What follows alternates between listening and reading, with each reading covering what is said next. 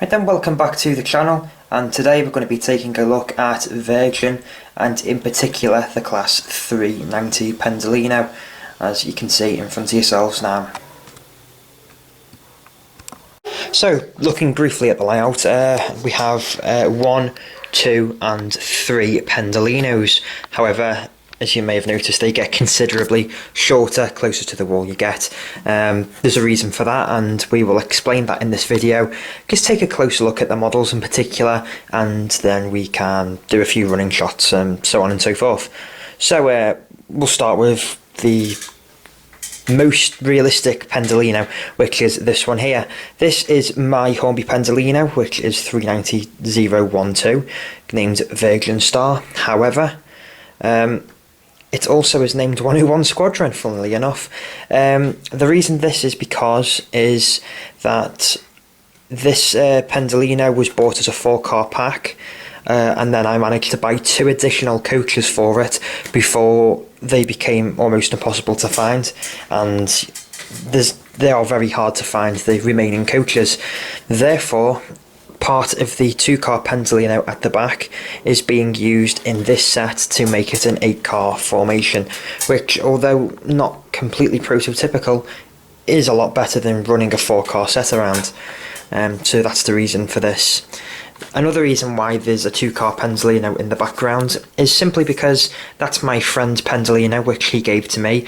It needs some work doing on it just to make it a better runner in general, and this work hasn't been carried out yet.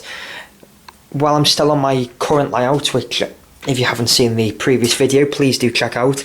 This layout is soon to be demolished, but while I am still on this layout, it's worth noting that you can only really run one Pendolino on this, because it's the way the track work is and so on.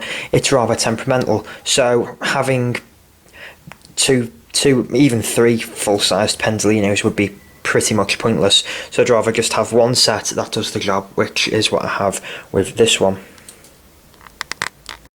However, this Pendolino here is rather special. That is because this Pendolino is not manufactured by Hornby. That is one of the Dapol Pendolinos from the early 2000s, which I believe were only available as a 4-car set. Now, although the model doesn't run very well at all, and is not very prototypical, it is just a nice addition to have on the layout nevertheless.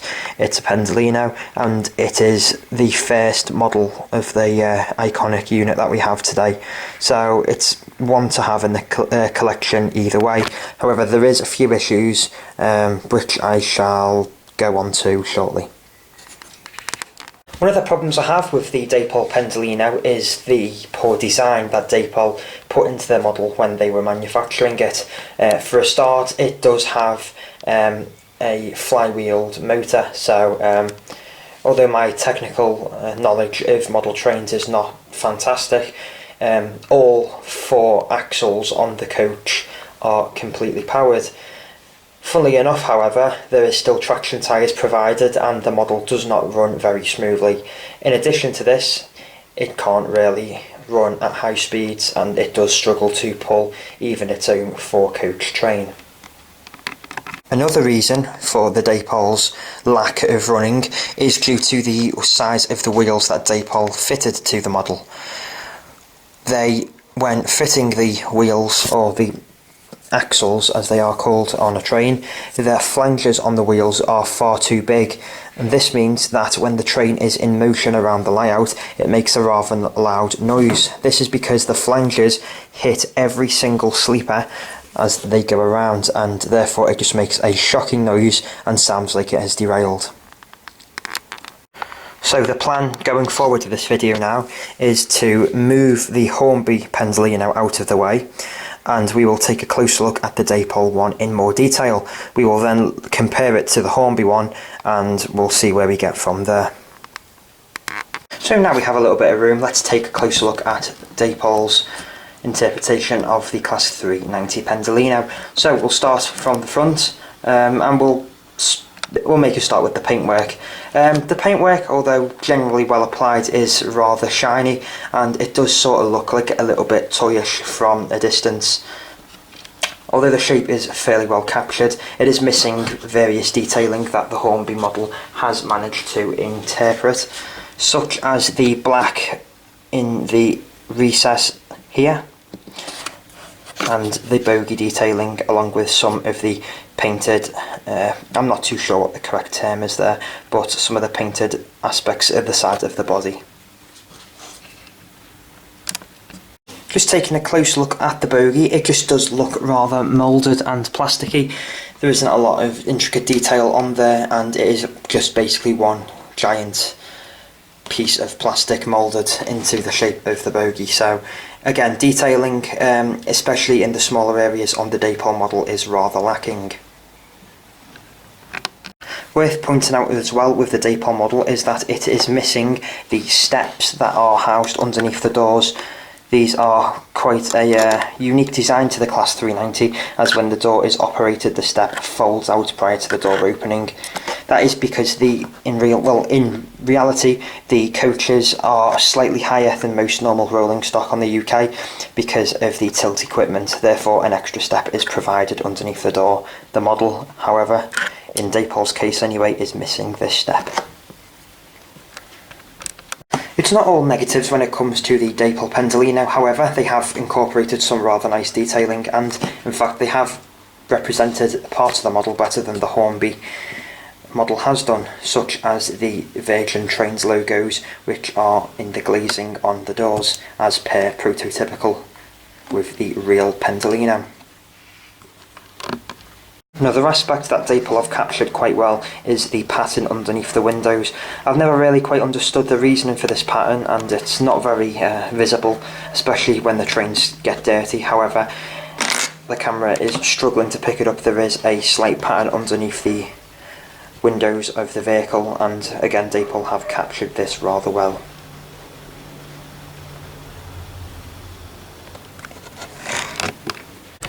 Regards to the doors and the other ends of the coach, again Dapol have captured this quite well. Again, you have a Virgin Trains logo in the door, and you also have fairly nicely captured door operation controls just to the right hand side. It's also worth noting that they have made an effort to model the emergency door releases on the vehicles, and these can be found here. However, they are not painted.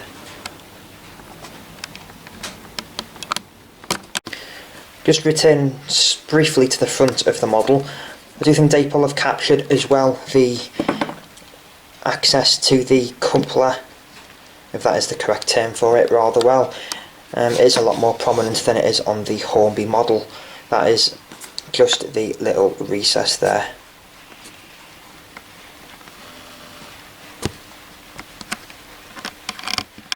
Another design fault with the Dapol Pendolino, and I always thought this was rather annoying, was the pantograph which they fitted to the model.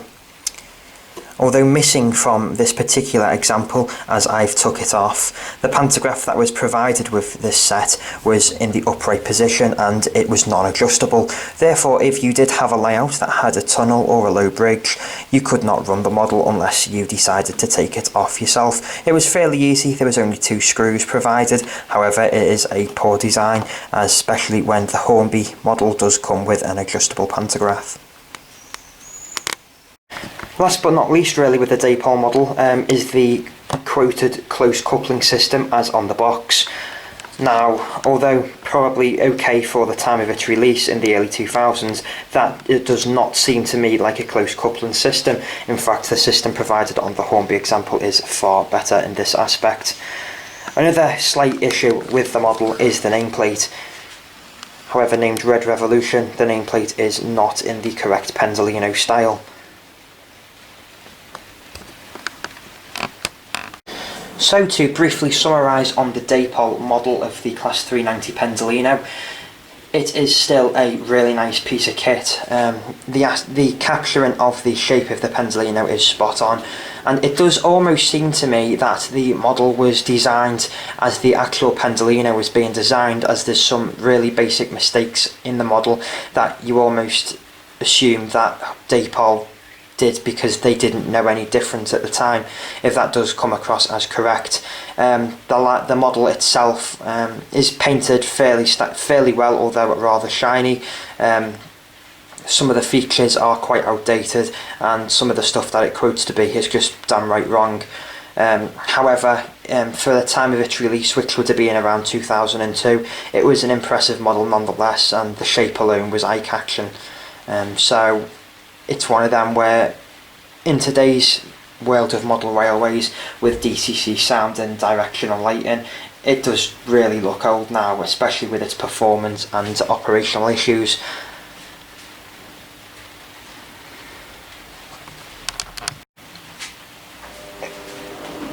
So now we've looked at the Dapol example of the Class 390 Pendolino, it will now be rejoined by its Hornby counterpart.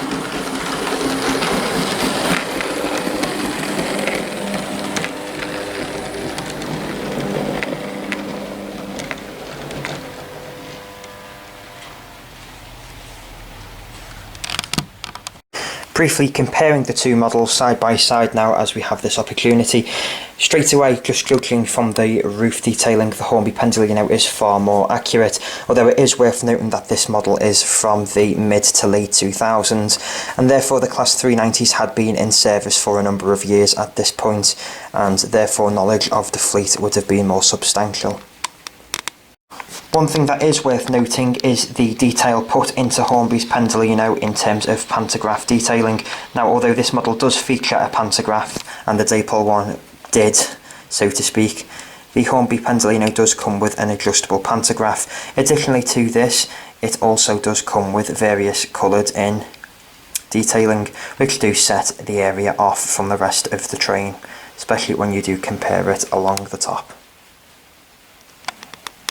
One thing that is worth noticing about the Class 390 Pendolino from Hornby is that there are two versions, and both versions are slightly different.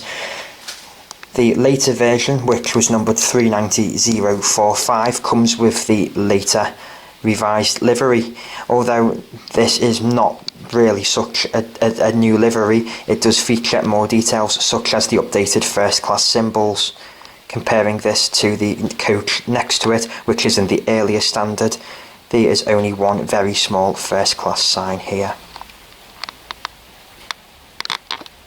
Details on the underside of the Hornby Class 390 Pendolino are far greater.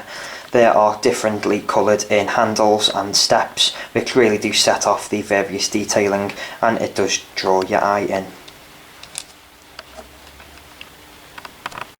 So just to sort of summarise with the Hornby Pendolino compared to the Dapol one, in terms of being an operational model on your layout, the Hornby model is much greater.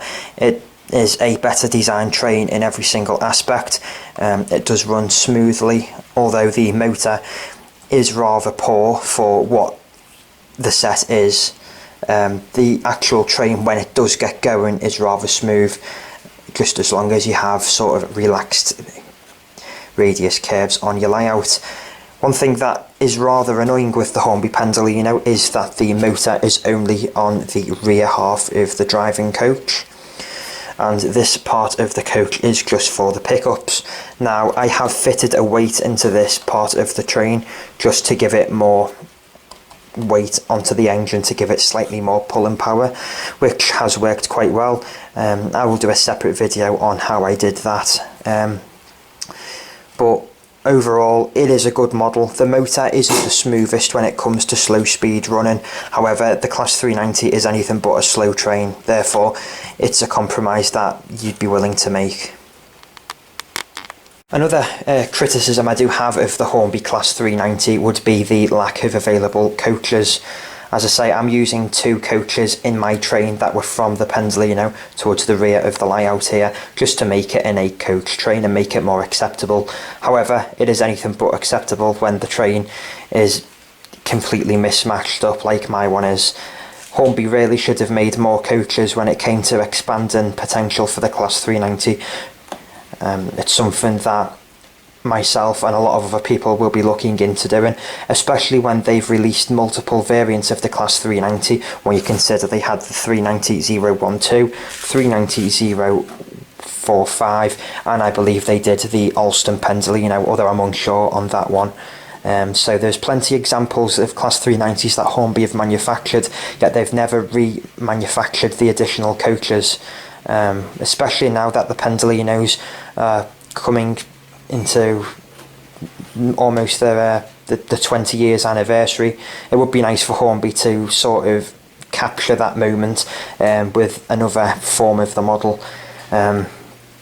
The Pendolinos now operate on the West Coast Main Line with up to 11 coaches, so having a few sparse coaches knocking around the market with a £80 price tag isn't ideal, but it is what it is. I hope you've enjoyed the video and a bit of a detailed look at the Class 390 Pendolinos in Hornby and Dapol, guys, and the slight differences between the newer variant, as previously noted, with the additional quiet zone stickers and first class stickers to the earlier models, which just had the small first class sticker there.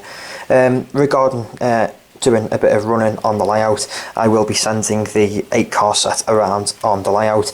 The Dapol one itself does struggle to run on my layout just due to the size of them flanges, which Dapol really should have just done a better job of, really.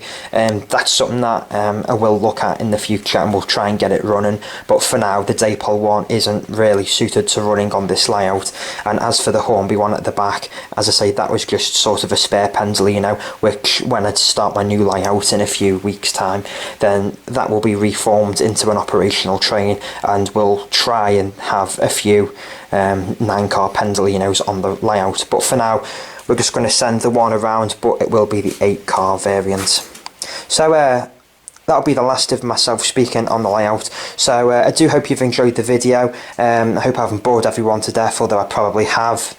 I'm still getting fairly used to speaking on the camera again. I haven't done it for a while, so please bear with me. If you have any comments or suggestions, criticism, you name it, just throw it in the comment section. Give us a thumbs up or indeed a thumbs down, and feel free to comment, subscribe, hit the notification bell, whatever else YouTube have brought in these days. So much has changed since I've been away, but yeah, just please hope you've enjoyed the video, and I'll let the train finish the video off. So thank you for watching.